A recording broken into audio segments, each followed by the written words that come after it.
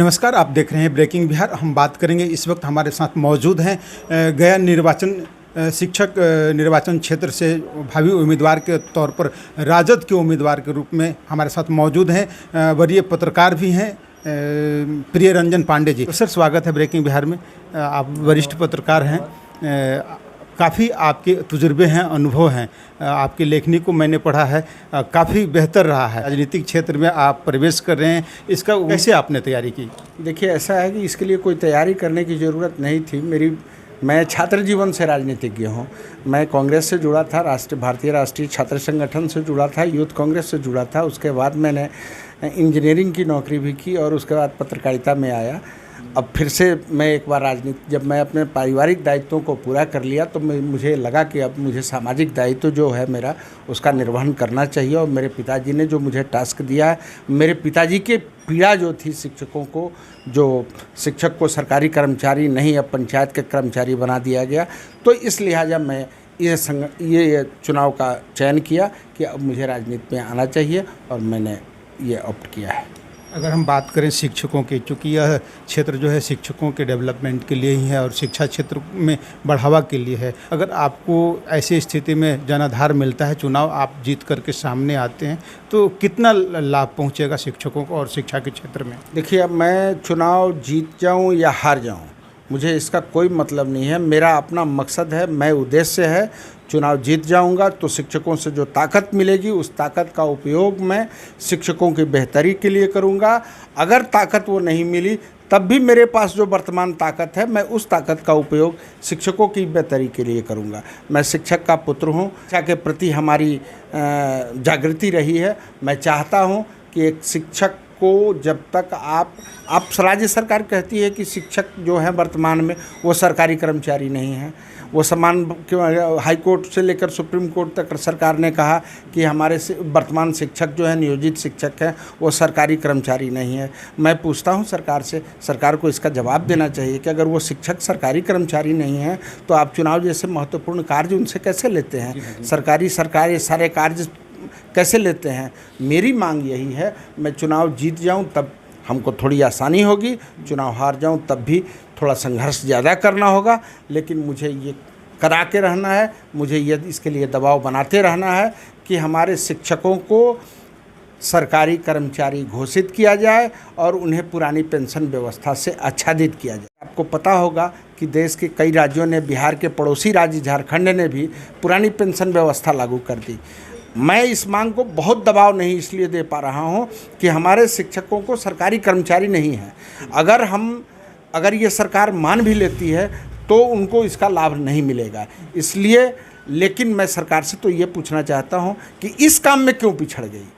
अगर आप हर काम पहले करते हैं और हर काम में आपका फॉलो दूसरा राज्य करता है, तो फिर आप इस काम में क्यों पिछड़ गए? मैं उन प्रतिनिधियों से भी कहूँगा जो शिक्षक के प्रतिनिधि हैं, जो चुन कर जाते हैं, जो यहाँ शिक्षकों की ताकत लेकर और वहाँ जाने के बाद अपनी बेहतरी और अपने कार्य में लग जाते हैं। मैं उनसे भी जानना चाहता हूँ। मैं शिक्षकों से भी आग्रह करूँगा कि उनसे सवाल पूछिए, जिनको आपने ये ताकत दिया था, वो ताकत का इस्तेमाल आपकी बेहतर। क्या अभी तक बिहार विधान परिषद में एक बार भी सवाल आया कि शिक्षकों को सरकारी कर्मचारी क्यों नहीं घोषित किया जाता है? क्या अभी जो भी उम्मीदवार हैं वो सत्ताधारी दल के हैं, उनका ये दायित्व तो नहीं बनता था कि वो सरकार से पूछें कि कैसे आप कहते हैं कि शिक्षक सरकारी कर्मचारी नहीं हैं, अगर इनको आप क्यों नहीं घोषित करते नहीं हैं? तो मेरे पिताजी ने लड़ाई लड़ी थी। मेरे पिताजी 3 बार जेल गए थे। प्रबंध कारिणी समिति से स्कूलों को निकालकर उस लड़ाई के बदौलत इन लोगों ने, बड़े नेताओं ने, शिक्षक के बड़े नेताओं ने, उन लोगों ने सरकार की गोद में रखा।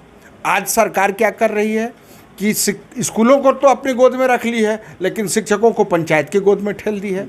तो ये परेशानी है। मेरे पिताजी जब जिंदा थे और जब उन्होंने 2006-07 में, मैंने आपको बताया, आप लोगों को, शिक्षकों को भी बताया कि 2006-07 में जब हमारा उनसे डिस्कशन हो रहा था, उनकी आंखें डबडबा गई। मैंने पूछा उनसे कि पिताजी क्या कुछ ऐसी बात गलती मुझसे हो गई क्या कि आपकी आंखें डबडबा गई हैं। उन्होंने कहा कि नहीं, भावनाएं उमड़ गई कि 30 वर्षों की लंबी अवधि में जो संघर्ष मैंने किया था, उस संघर्ष से जो फल मिला था, उस फल को केवल हम ही खा पाए, हमारे आगे आने वाले बच्चे नहीं खा पाएंगे।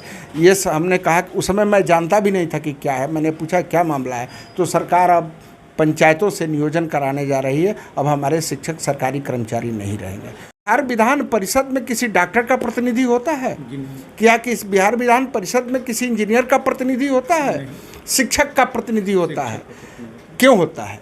इसलिए कि शिक्षक समाज को गढ़ता है और उसका प्रतिनिधि वहाँ जाएगा तो समाज के हित में जो होगी काम, उस पर नज़र रखेगा। बिहार विधानसभा के जो नियम बनकर आएगा उस पर परिषद में उसकी समीक्षा होगी और वहाँ से उस पर बुद्धिजीवियों का मत लिया जाएगा और जब तब उसके बाद दोनों सदनों से पारित होने के बाद वो कानून बनेगा। इसीलिए वहाँ शिक्षकों को तो शिक्षक समाज को गढ़ने वाले होते हैं ना। अगर शिक्षक का पेट नहीं भरा रहेगा, अगर शिक्षक भूखे रह जाएंगे, अब आप बताइए, अभी राज्य सरकार ने एक तबादले की नीति बनाई है।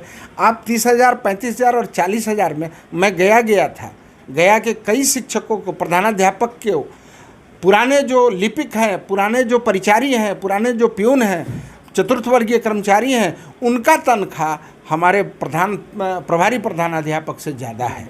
अब बताइए ये कैसा है? ये कैसा ह्यूमिलिएटेड फील कर रहा होगा आदमी, वो कैसे काम कर रहा है? आप सरकार को तो इन बातों को, और गया तो हमारे वर्तमान से गया शिक्षक निर्वाचन क्षेत्र का जो प्रतिनिधि है, उनका घर है, उनका गृह जिला है, उन्हें अपने गृह जिला के लोगों को ध्यान देना चाहिए। आदरणीय तेजस्वी प्रसाद यादव के नेतृत्व में राष्ट्रीय जनता दल ने युवाओं के लिए एक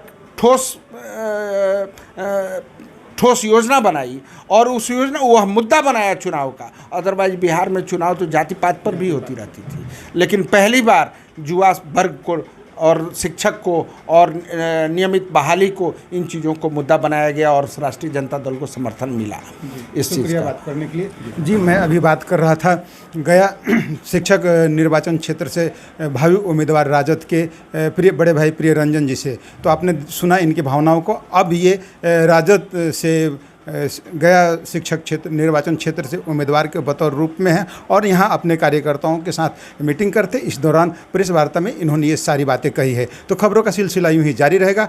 आप बने रहे ब्रेकिंग बिहार में। तब तक के लिए आप हमें दीजिए इजाज़त। नमस्कार।